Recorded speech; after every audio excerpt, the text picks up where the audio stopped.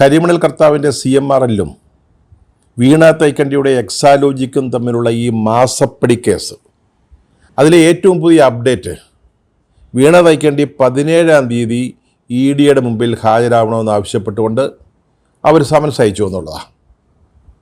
ഇന്നലെ വെള്ളിയാഴ്ച ഹാജരാവേണ്ടതായിരുന്നു. പക്ഷെ വീണ തൈക്കണ്ടി പോയില്ല. കാരണം പെട്ടെന്ന് അസുഖബാധിതയായി, അനാരോഗ്യം. ആരോഗ്യമില്ലെങ്കിൽ പിന്നെ ഇവ തിരുവനന്തപുരത്തു നിന്ന് എറണാകുളം വരെ യാത്ര ചെയ്ത് ED ഓഫീസിൽ ചെല്ലുക, ചിലപ്പം ഒരു ദിവസം മുഴുവൻ, അതുമല്ലെങ്കിൽ ചിലപ്പോൾ പിറ്റേന്ന്, അങ്ങനെ ചോദ്യം ചെയ്യലിൽ ഇരുന്ന് കൊടുക്കുക, അതൊക്കെ ബുദ്ധിമുട്ടുള്ള കാര്യമാണ്. വീണ തൈക്കണ്ടി എന്ന് പറയുന്ന ആൾ ഒരു സാധാരണ ആളല്ല. നമ്മുടെ മുൻ മുഖ്യമന്ത്രി, ഇപ്പോഴത്തെ പ്രതിപക്ഷ നേതാവ് ശ്രീ പിണറായി വിജയൻ്റെ മകളാണ്. അവർ നല്ല ആരോഗ്യം ഉണ്ടെങ്കിൽ മാത്രമേ ED-യുടെ മുമ്പിൽ ഹാജരാവുകയുള്ളൂ. അതിലൊരു ന്യായമുണ്ട്. പറഞ്ഞല്ലോ, ഇപ്പോഴീ ഷിഗല്ല പോലെയുള്ള പകർച്ചവ്യാധികളുടെ സമയമാണ്. നമുക്കെന്തെങ്കിലും അസുഖം ബാധിച്ച് അതുമായിട്ട് ED ഓഫീസ് ചെല്ലുക, അത് അവർക്കൊക്കെ പകരുക. ഭയങ്കര തിരക്കുള്ള ആളുകളില്ലേ ED-യുടെ ഉദ്യോഗസ്ഥന്മാരെന്ന് പറഞ്ഞാൽ, അത് ശരിയായ ഒരു കാര്യമല്ല. കാരണം പ്രതിപക്ഷ കക്ഷികൾ ഭരിക്കുന്ന സംസ്ഥാനത്തൊക്കെ ധാരാളം ജോലിയുണ്ട് ED-ക്ക്. ഇപ്പം കേരളത്തിൽ തന്നെ VD സതീശൻ്റെ നേതൃത്വത്തിലുള്ള മന്ത്രിസഭ അധികാരത്തിൽ വന്നിരിക്കുക. പണി കൊടുക്കാറായിട്ടില്ലെങ്കിലും ഈ ഗവൺമെൻറ്റിൽ ആർക്കെങ്കിലും ഒരു പണി കൊടുക്കണമെന്ന് നമ്മുടെ ഡൽഹിയിലിരിക്കുന്ന ആരെങ്കിലും തീരുമാനിച്ചാൽ അതിനൊക്കെ ഓടേണ്ടതാരാ? ഈ ED-ക്കാരാ. അപ്പോൾ അവർ നല്ല ആരോഗ്യവാന്മാരായിട്ടിരിക്കേണ്ടത് രാജ്യത്തിൻ്റെ തന്നെ ഒരാവശ്യമാണ്. അതുകൊണ്ടാണ് വീണ തൈക്കണ്ടി അവർക്ക് രോഗം വന്നപ്പോൾ അത് മറ്റുള്ളവർക്ക് കൂടി കൊടുക്കണ്ട എന്ന സതുദ്ദേശത്തോടു കൂടി പോകാതിരുന്നത്. പക്ഷേ ED വിടുകയല്ലോ, അവർക്ക് ചോദ്യം ചെയ്തേ പറ്റത്തുള്ളൂ. ഈ കേസുമായിട്ട് ബന്ധപ്പെട്ട പല പല കാര്യങ്ങൾ വീണയിൽ നിന്ന് അവർക്ക് കിട്ടാറുണ്ട്. അതിനുവേണ്ടി ഇപ്പോൾ അവർ വീണ്ടും 17-ാം തീയതി സമൻസ് അയച്ചിരിക്കുക. ശശിധരൻ കർത്തയുടെ മകനുകൊണ്ട് സമൻസ്, അത് 15-ാം തീയതിയാണ്. അദ്ദേഹവും പോകുമെന്നറിയില്ല. ഇത് സാധാരണയായിട്ട് കുടുങ്ങുമെന്ന് ഉറപ്പുള്ള കേസുകളിൽ വലിയിടത്തെ വീട്ടുകളിലെ കൊച്ചപ്പന്മാർക്കും കൊച്ചമ്മമാർക്കും കുഞ്ഞുങ്ങൾക്കും വരുന്നൊരു അസുഖമാണ്. ഇതൊരു പ്രത്യേക രോഗബാധയാണോ എന്ന് നമുക്ക് അറിഞ്ഞുകൂടാം. ഇങ്ങനൊരു സമൻസ് കിട്ടിയാൽ ഇത്തരം കുടുംബങ്ങളിലുള്ളവർക്ക് പെട്ടെന്ന് അസുഖം ബാധിക്കും. അത് അവരിങ്ങനെ വെയിലത്തും മഴയത്തും ഒന്നും ഇറങ്ങി നടന്ന് ശീലമില്ലാത്തതുകൊണ്ടാണ് പെട്ടെന്ന് രോഗബാധ ഉണ്ടാകുന്നത്. സമൻസ് കിട്ടിയ ഉടനെ, പണ്ടൊക്കെ കുട്ടികൾക്ക് മഴ പെയ്താൽ, പുതുമഴ, മഴ കൊണ്ടാൽ പനി വരും, അല്ലെങ്കിൽ ജലദോഷം വരും എന്നൊക്കെ കേട്ടിട്ടുണ്ട്. അതുപോലെ സമൻസ് കിട്ടിയാൽ ഉടനെ രോഗമാണ്, അസുഖം ബാധിക്കും. അതാണ് ഇവിടെ നടന്നത്. ഇനി 17-ാം തീയതി പോകുമോ? അന്നൊരു അസുഖം ബാധിച്ചാൽ എന്തോ ചെയ്യും? ആരോഗ്യമില്ലാതെ പറ്റത്തില്ലല്ലോ, കൊച്ചി വരെ പോകണ്ടേ, ED-ക്കാരുടെ നീണ്ട ചോദ്യം ചെയ്യലിന് ഇരുന്ന് കൊടുക്കണ്ടേ. നല്ല ആരോഗ്യമുണ്ടേ പോകും, അല്ലേ പോകത്തില്ല. ഇതുപോലെ ചില കൊച്ചപ്പന്മാർക്ക് പോലീസ് അറസ്റ്റ് ചെയ്യുമ്പം നെഞ്ചിന് വേദന ഉണ്ടാവും. അവർ പൊക്കാൻ ചെല്ലുന്നതാണ്.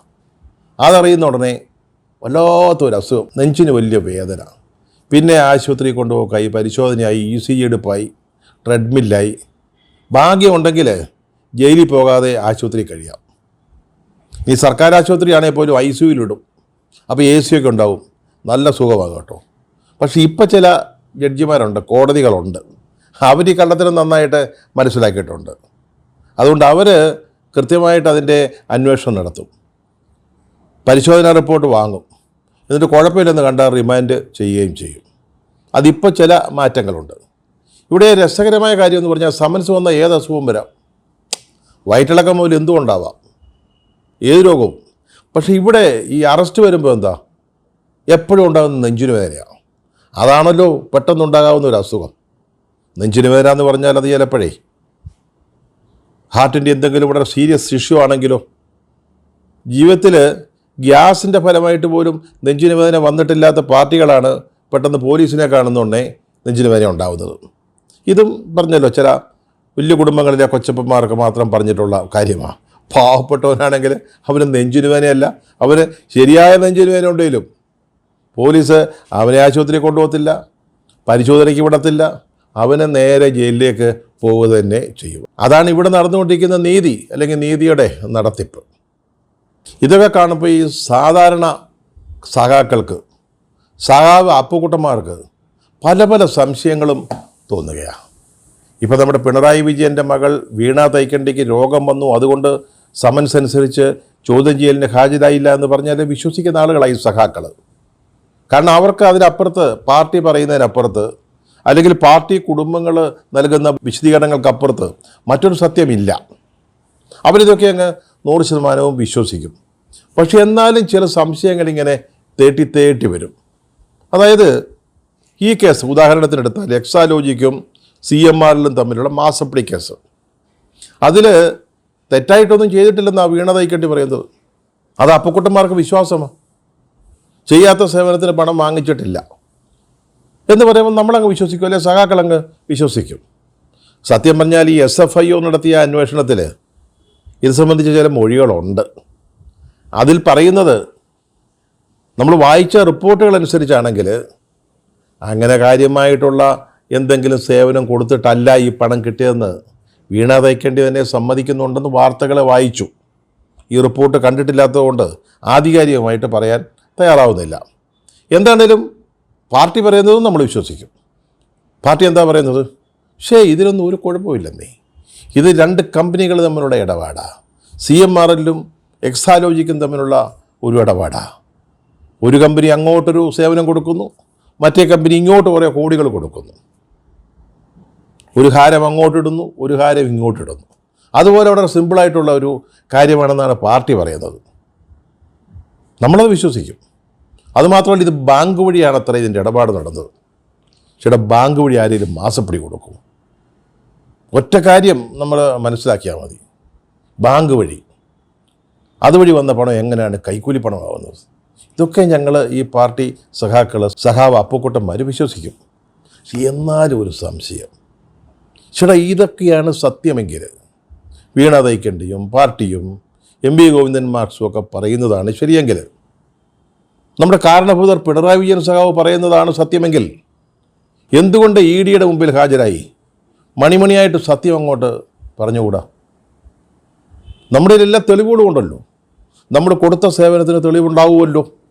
നമ്മൾ ഇത്രയും ആഞ്ഞങ്ങോട്ട് പറയുമ്പോഴേ CMRലിന് ചില സേവനങ്ങൾ ചെയ്തു കൊടുത്തിട്ടാണ് അതിനുള്ള പ്രതിഫലമാണ് ഈ മാസപ്പടി എന്ന് നിങ്ങളൊക്കെ പറയുന്ന തുക എങ്കിൽ, 2.7 കോടിയെങ്കിൽ അതിന് തെളിവ് കാണുമല്ലോ. ആ തെളിവുകൾ അങ്ങോട്ട് ഹാജരാക്കുക, രേഖകൾ അങ്ങോട്ട് കൊടുക്കുക, സത്യമായിട്ട് അങ്ങോട്ട് പറയുക. EDക്കാരുണ്ടല്ലോ ഞെട്ടും.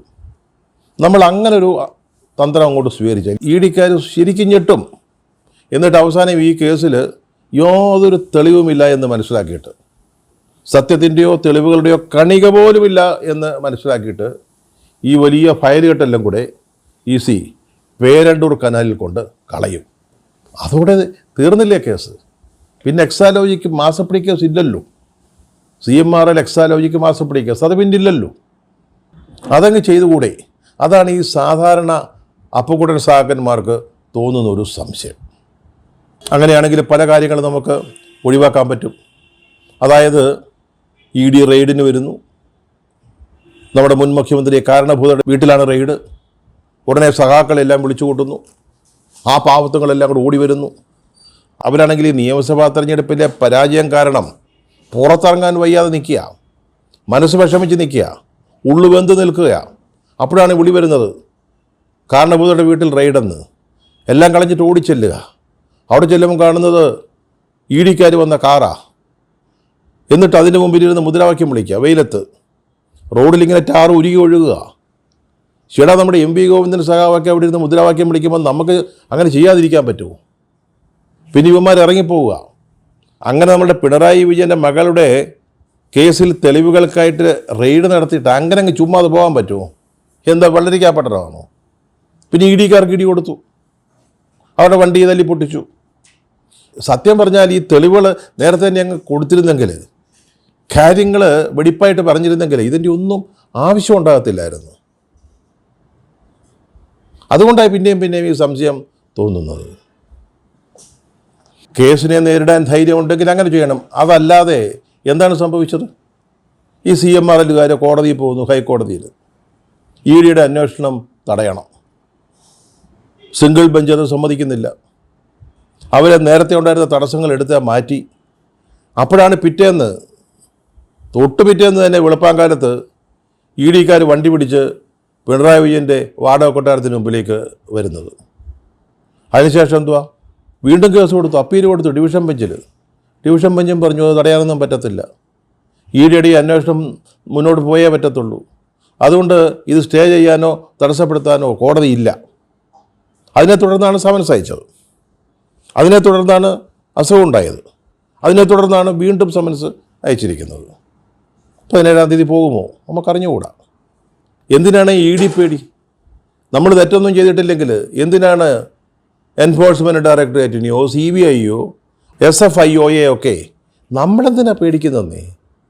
ഇപ്പോൾ പോലീസ് VD സതീശൻ്റെയാ എന്നും വെച്ച് നമ്മൾ തെറ്റ് ചെയ്തിട്ടില്ല, പിന്നെ എന്തിനാ അതിനെ പേടിക്കുന്നത്? മനസ്സിലായില്ലേ? ഈ മടിയിൽ കനമില്ലെങ്കിൽ വഴിയിൽ പേടിക്കേണ്ട എന്നുള്ളതൊരു ഒരു സാധാരണ പറയുന്ന ഒരു പഴഞ്ചൊല്ല. അത് പലരും അത് ഉപയോഗിച്ചിട്ടുണ്ട്. നമ്മുടെ മുൻ മുഖ്യമന്ത്രി A.K. ആൻ്റണിയും ഈ ഒരു പ്രയോഗം നടത്തിയിട്ടുണ്ടെന്നാണ് ഓർമ്മ. പക്ഷേ അതിന് പ്രചുര പ്രചാരം നൽകിയത് ആരാ?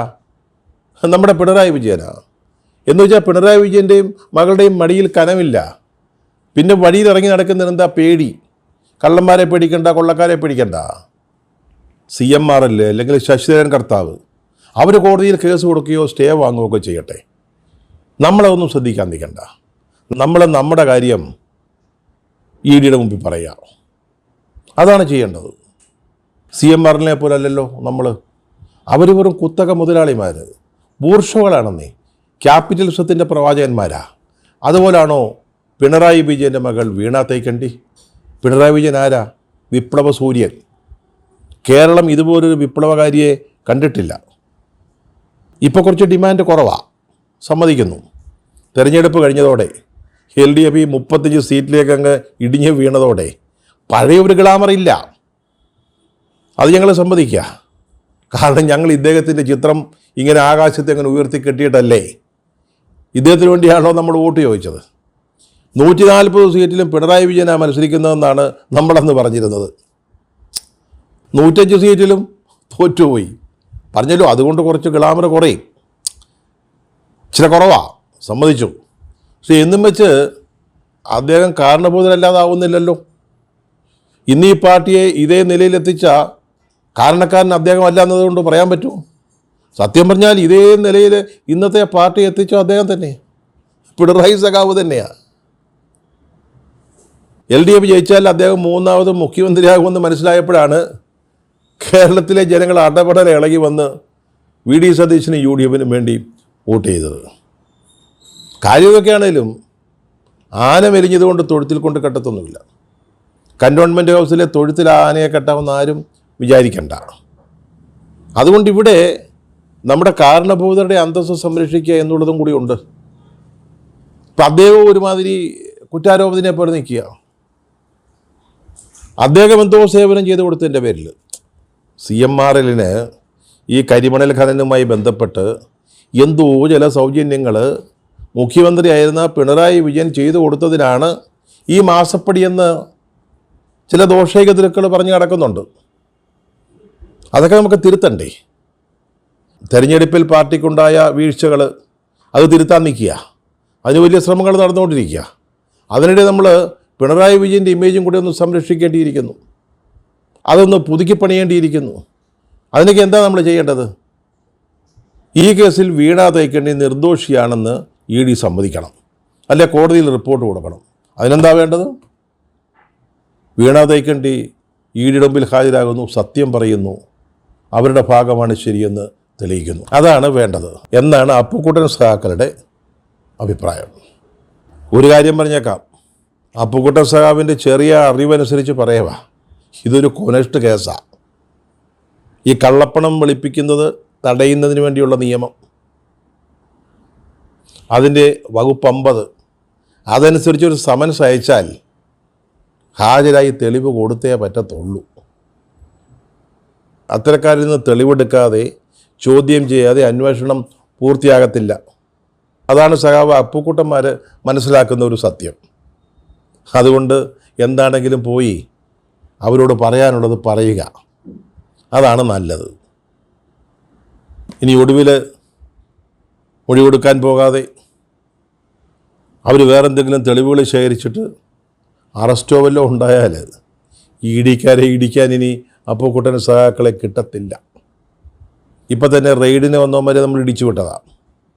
അതുങ്ങളല്ലേ ഇപ്പം അങ്ങ് സെൻട്രൽ ജയിലിൽ കിടക്കുക, ഗോതമ്പുണ്ട നിന്നുകൊണ്ടിരിക്കുക. 10 ദിവസത്തേക്കോടുകൂടി ഇന്നലെ റിമാൻഡ് നീട്ടിയിരിക്കുക. ഇനി അപ്പുക്കുട്ടന്മാർക്ക് ഇതുപോലൊരു കേസിൽപ്പെട്ട് ജയിലിൽ പോകാൻ ഒരു താല്പര്യവുമില്ല. ഇത് വിപ്ലവ പ്രവർത്തനമൊന്നും അല്ലല്ലോ. പാർട്ടിയിലെ ഒരു നേതാവിൻ്റെ മകൾ നടത്തിയ സാമ്പത്തിക തിരിമറികളുമായി ബന്ധപ്പെട്ട കേസാണ്. അതിനിനിയും പാവപ്പെട്ട സഖാക്കളെ പ്രതിരോധത്തിന് വിളിക്കരുത്.